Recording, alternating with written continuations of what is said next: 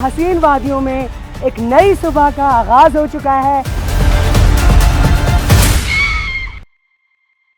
اب یہاں سے جو ہماری اصل ہائیکنگ ہے نا، کہ 2.5 گھنٹے کی جیپ ٹریک میں یہاں آپ کو ایک بوند بھی پانی کی نہیں ملے۔ میں بہت ایکسائٹیڈ ہوں، بہت گہری خاموشی ہے یہاں پہ، beauty beauty and just beauty around me. But obviously, I can't stop. I have to go. وہ شروع ہوگی towards نانگا پربت بیس کیمپ۔ آپ دیکھیں کتنا خوبصورت آسمان ہے۔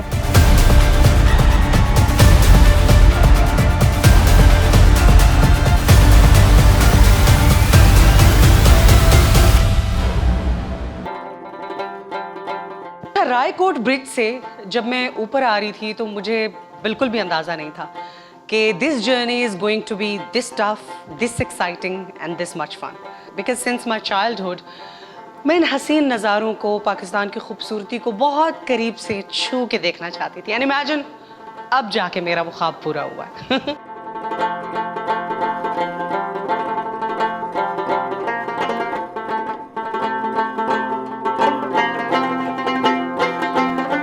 فیری میڈوز نانگا پربت کے آنگن میں بسا ایک ایسا گاؤں ہے جہاں سادگی، محبت اور ملنساری کے چشمے بہتے ہیں۔ یہاں کے لوگوں سے مل کر ایسا لگتا ہے کہ ہم کسی اور ہی دنیا میں آ گئے، کیونکہ یہاں کے لوگ اپنے رسم و رواج اور خاندانی روایات کے ساتھ آج بھی جڑے ہوئے ہیں۔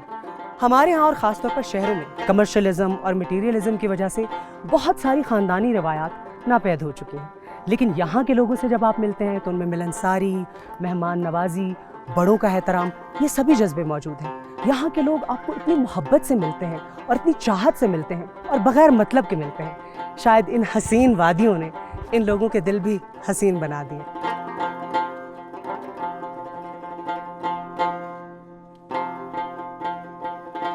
تو میں نے سوچا کہ کیوں نہ اس حسین وادیوں کے خوبصورت باسیوں سے بھی کچھ بات چیت کر لی جائے۔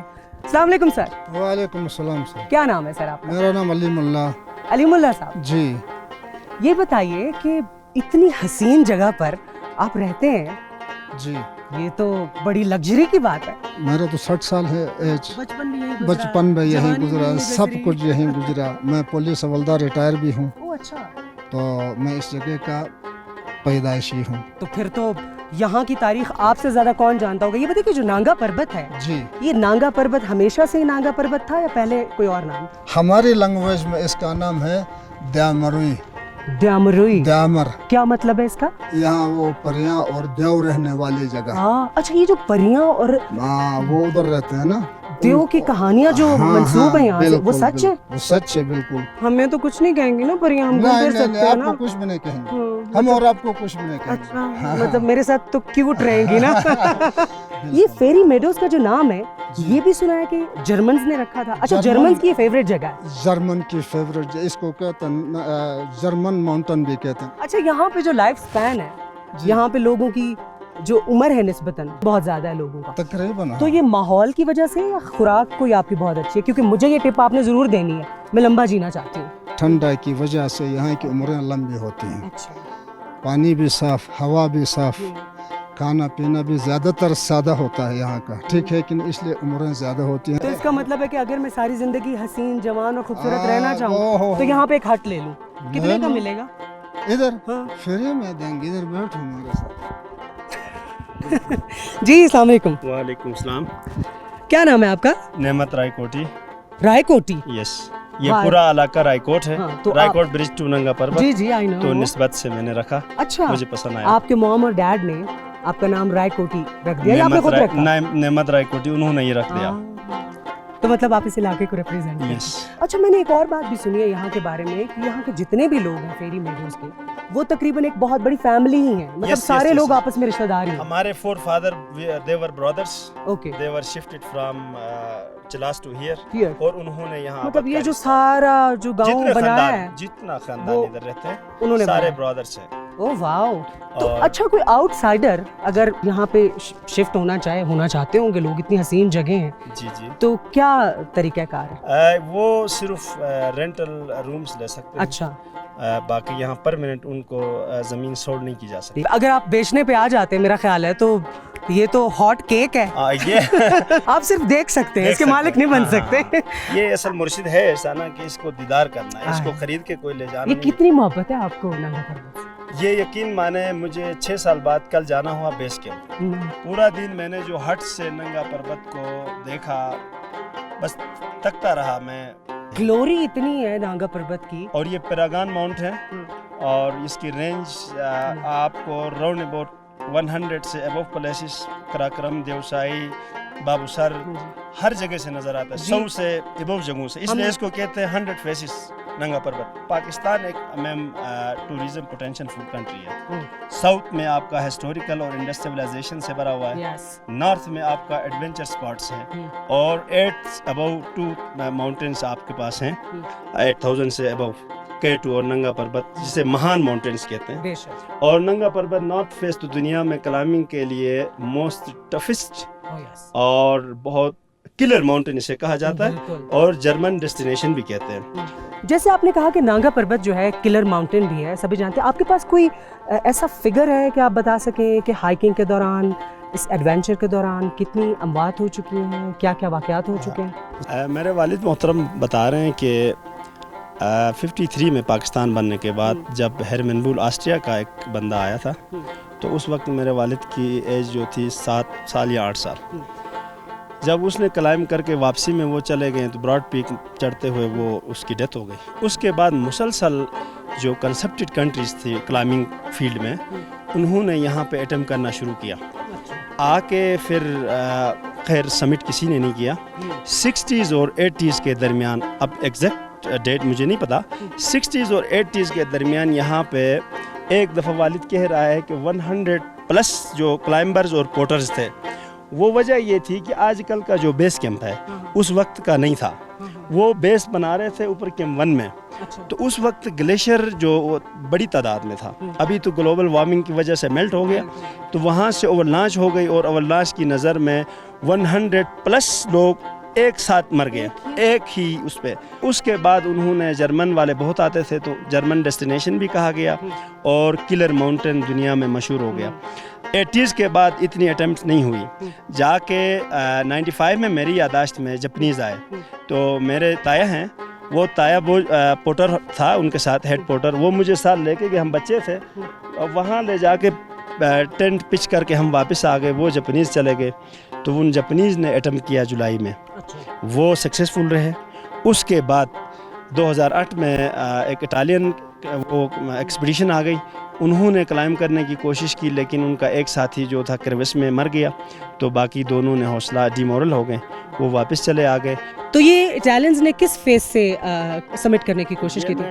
North face. अच्छा, सबसे डेंजरस फेस जो है ये नॉर्थ फेस, और ये हमारे अकब में जो है नॉर्थ फेस टफेस्ट पिच है, क्योंकि ये बहुत स्टीप है। आप देखें, आप हमारे अकब में नंगा पर्वत खड़ा है और जहाँ मोस्ट शेडो पड़ा है, उसी शेडो से लोग क्लाइम करना चाह रहे हैं। हेरमन बुल ने एज लिया था, एज से वो सक्सेसफुल तो रहे हैं, लेकिन उसके अपने ज़मानी जो बुक्स में उन्हें कहा कि वहाँ से कोई न जाए, वो हवा की प्रेशर इतनी ज़्यादा है कि वो बंदा रुपल फेस, तरशिंग फेस फेंक देगा हवा। उसके बाद जपनीज़ ने इधर स्ट्रेट लिया है, तो ये स्ट्रेट से जाना बिल्कुल स्टीप है। ऊपर से अगर कहीं से भी नंगा पर्वत के कोई सिरे से भी ग्लेशियर फॉल होता है या रॉक फॉल होता है, वो सीधा क्लाइंबर पे हिट कर देता है। इसीलिए वो लोग ज़्यादा टाइम लगा के जिग-जैग लेके सेफ्टी को अवेल करते हुए जाने की कोशिश कर रहे हैं, लेकिन mostly they are unsuccessful because of the toughest, और इसकी टेक्निकल जो पॉइंट्स से बहुत हार्ड है। इसलिए फिर क्लाइंबर्स ने रूट चेंज करके द्यामिर फेस को तरजीह दिया, वो द्यामिर फेस से जा रहे हैं, और मोस्टली कुछ लोग फिर रुपल से होके फिर द्यामिर से उतर रहे हैं। इस जगह का रुख नहीं करते। Very very informative. By the way, आपकी जो इन्फॉर्मेशन है ना, नेक्स्ट टाइम के मेरे ट्रिप के लिए ना मैं आपसे और भी बातें पूछूंगा। लेकिन अभी आपसे बात करते हैं। अस्सलाम वालेकुम सर। वालेकुम सलाम। क्या नाम है आपका? मेरा नाम फजलुर रहमान रायकोटी। अच्छा, तो सर ये बताइए कि आप यहाँ के रिहायशी हैं, नांगा पर्वत को समिट करने के लिए दुनिया आती है, गोरे आते हैं, काले आते हैं, ब्राउन आते हैं। आप मुझे ये बताइए कि कभी आपने कोशिश की, मतलब जवानी में कभी कोशिश किया आप लोग, आप गए हैं कभी समिट करने की कोशिश? नहीं, मैं कैंप 1 तक गया हूँ। अच्छा, नहीं तो आगे क्यों नहीं गया, डर लग रहा है? तो उससे आगे शौक तो है मगर नहीं जा सका, हमारे पास इक्विपमेंट का भी मसला है। Thank you sir, I wish कि आप ना सारा इक्विपमेंट अरेंज करके ना काफ़ी पैसे तो कमा लेते होंगे ना, तो मैं चाहती हूँ कि आप नांगा पर्वत समिट करने की कोशिश करें। कोशिश करेंगे ज़रूर। अच्छा, मेरे साथ इरफानुल्लाह है, मैंने सुना है कि आप बेस कैंप में जाके शिकार करते हो। जी, मेरा निशाना अच्छा, तो ये बताइए कि टूरिस्ट भी यहाँ पर आते हैं, शिकार की दिलचस्पी उनकी भी होती है, उनको भी अलाउ होता है कि? नहीं, इलाव तो किसी को नहीं है। अच्छा। मुझे खुद भी नहीं है इलाव, मगर मैं खुफिया अपने उसी पे शौक से मैं जाके। ये अच्छा खुफिया है कि कैमरे में देख के सारी दुनिया को बता रहे हैं। आज के बाद नहीं कर सकेंगे आप शिकार? मैं इंशाल्लाह ज़रूर करूँगा, क्योंकि मेरे पास परमिट है। अच्छा। परमिट है मेरे पास, परमिट है। अच्छा, बगैर अच्छा। परमिट के मैं यहाँ पे कोई और शिकार नहीं कर सकता। परमिट लेके, इजाज़त लेके गवर्नमेंट से शिकार कर सकते हैं। ठीक है जी। नहीं, thank you very much sir, आप सब लोगों से गुफ्तगू करके बहुत अच्छा लगा। अब जरा मैं फेरी मेडोज को डिस्कवर कर लूँ। Thank you sir, thank you, thank you sir.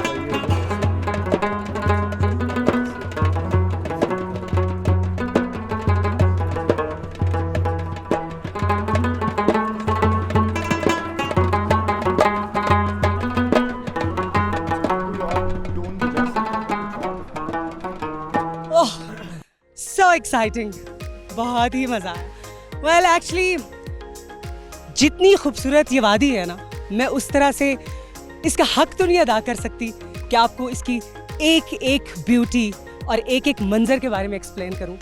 और आज हमारा दूसरा दिन है यहाँ पे, मुझे KKH की तरफ आज दोबारा बढ़ना भी है वापस, बिकॉज़ और भी बहुत कुछ है जिसको एक्सप्लोर करना है। लेकिन इस वक्त मैं जहाँ पर खड़ी हूँ, probably this is the most beautiful view of fairy meadows. और इस ग्राउंड में आप देखें चारों तरफ कितने खूबसूरत हट्स बने हुए हैं। इट लुक्स जस्ट लाइक कोई ख्वाबों की दुनिया लग रही है ना, वाकई परियों का परिस्तान लग रहा है। और यहाँ पर आपने देखा मुख्तलिफ जानवर चल रहे हैं, लोग यहाँ पर इंजॉय कर रहे हैं, पार्टी कर रहे हैं, हल्ला गुल्ला हो रहा है।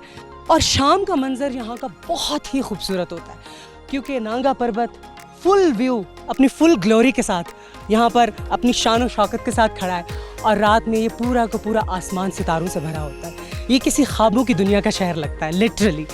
अब हम यहाँ से आगे बढ़ेंगे। I wish I could stay here more, but फिर आएंगे, क्योंकि you are exploring Pakistan with Veena Malik.